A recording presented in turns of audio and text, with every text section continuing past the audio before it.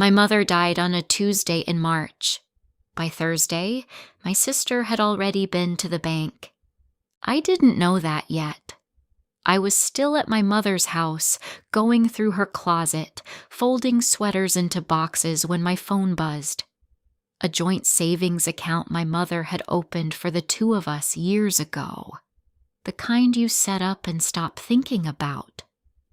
The alert said the balance had dropped to 0. I stood there holding one of my mother's cardigans, staring at the screen. $41,000. Gone. This is the inheritance revenge story I never expected to be living. My mother had been sick for 2 years.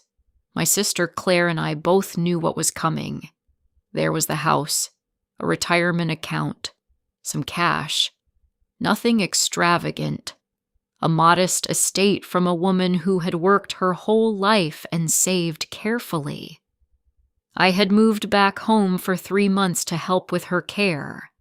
I didn't keep score. I didn't think I needed to. That was the part I kept coming back to. Claire had handled most of the arrangements after our mother passed. She lived closer and said she would coordinate with the estate attorney. At the time, that sounded reasonable. Then I found the folder she had left on the kitchen counter. Inside were several printed documents, bank balances, a retirement account summary, a property valuation. I spread them across the table and started reading. At the bottom of the estate summary was a number. $612,400. Assets transferred to beneficiary, Claire Matthews. My name wasn't anywhere on the page. I flipped it over. Just one page. No second beneficiary. No addendum. Nothing with my name on it. I checked the header again. Matthews Estate Processing. Preliminary Distribution Summary.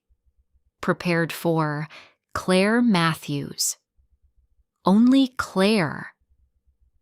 My hands had gone completely still against the kitchen counter. I told myself there had to be another explanation. I opened my laptop and checked my email. Nothing from the estate attorney. No estate summary. No asset distribution notice. I searched for the attorney's name and found 2 emails, both addressed to Claire with me copied. Then I noticed a 3rd thread, 2 days old. I wasn't copied on that one. I went back to the documents and checked each summary line, savings accounts, investment balances, insurance payout, every dollar listed under Claire. The property valuation alone was $420,000. Combined with the retirement account and savings, the total matched exactly. Then I found the attorney's cover letter. One sentence stopped me. Per the will provided. Provided by who? I opened the scanned copy of the will. My mother had written it 12 years earlier. It left everything to Claire. My chest tightened, because that wasn't the version I remembered. 4 years ago, my mother had updated her estate planning. I remembered the meeting clearly. A small conference room. Both of us sitting across from our mother while the attorney explained how things would be divided. She said she wanted things to be even between the girls. Claire had rolled her eyes. The attorney nodded and started drafting documents. So why was the old will being used? I looked at the scan again. The file creation date caught my attention. Created 6 days ago? Someone had recently scanned this document. I checked the email thread. Claire had sent the will herself. Attachment: 2 days before the estate summary was prepared. My hands started to shake. I took screenshots of the timestamps. I downloaded the attachments. Then I went back to the filing cabinet in my mother's office. My mother had been organized, labeled folders, tax returns going back 20 years, insurance documents, property records, and behind all of it, in a red folder I had never seen before, was a trust document. My mother had established a revocable living trust 4 years earlier. I hadn't known it existed. Claire apparently hadn't known either, or had assumed it didn't matter anymore. I read the first page, then the second. My name was listed as co-trustee. Then I reached the section titled Primary Assets Transferred into Trust. The house, the retirement accounts, the savings accounts, every major asset listed in the estate summary, all transferred into the trust 4 years earlier, which meant something very simple. The will Claire sent the attorney didn't control the estate anymore.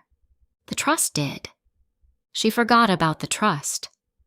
The realization came quietly. I sat there reading the section again, then again. I photographed every page. I checked the property deed. The house was titled in the name of the trust, not my mother's personal name. That meant it had never been subject to probate. It had never been something Claire could simply claim. The retirement account had a transfer on death designation inside the trust. Claire's name wasn't on it. Mine was. I forwarded the trust document to the estate attorney that evening. I kept the message simple. I believe the Matthews Family Trust governs the estate assets, and I attached the document. The reply came 2 hours later. Short. Professional.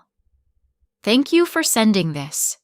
We will review the trust immediately. The next morning, the attorney called. His voice sounded careful. Apparently, Claire had only provided the old will. She had never mentioned the trust. The preliminary estate summary had been prepared incorrectly, based on incomplete documents. By that afternoon, a new estate summary arrived in my inbox. 2 beneficiaries, equal distribution, half the house, half the investment accounts, half the savings. Everything divided exactly as the trust required. I also called a probate attorney about the joint account, the $41,000 that had been emptied the morning after my mother died. Time-stamped 9:14 a.m., less than 18 hours after she passed. He said the timing was worth examining. Inside that same filing cabinet, in a folder labeled simply "For the Girls," my mother had left handwritten notes. They made clear exactly what her intentions had been for that money. The attorney handled it from there. That evening, Claire called. Her voice sounded tight. She asked if I had spoken with the attorney. I said yes. There was a long pause. Then she said the trust must have been overlooked. I didn't argue. I just told her the attorney had corrected the estate summary. The dispute over the joint account was resolved without going to court. I kept the house. I received my share of the retirement account. I haven't spoken to Claire since. My mother sat down with an attorney 4 years before she died. She filed the paperwork. She labeled the folder.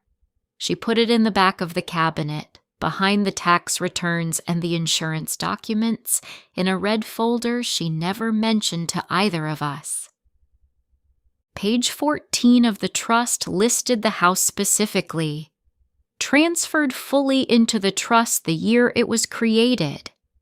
The document had been sitting there the entire time, exactly where my mother left it, exactly where Claire apparently forgot it existed. I used to think this kind of thing only happened to other families. Then I started paying attention.